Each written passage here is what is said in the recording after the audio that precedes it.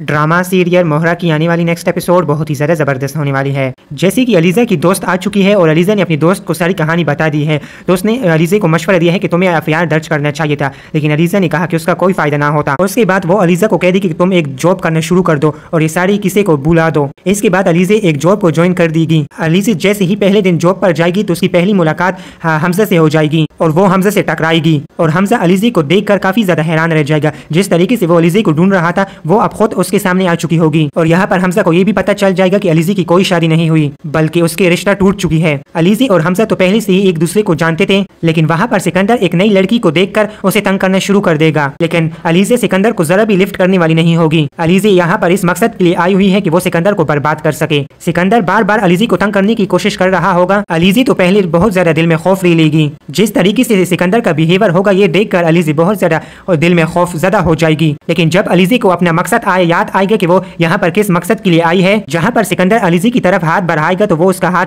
थाम लेगी। लेकिन अलीज़ा जान चुकी है कि हमजा ही उसे अपनी मकसद के लिए पहुंचाने का एक वाहिद रास्ता है। जहाँ पर हमजा अपने घर वालों को बताएगा कि वो अलीज़ा से शादी करना चाहता है और उसे अलीज़ा से मोहब्बत हो चुकी है। लेकिन इस बात पर अलीज़ा सिकंदर की माँ को एतराज होगा। वो कह देगी कि उसके ऑफिस में एक मामूली से काम करने वाली लड़की इस घर की बहू नहीं बन सकती। लेकिन हमजा यहाँ पर यही बात करने की कोशिश कर रहा होगा।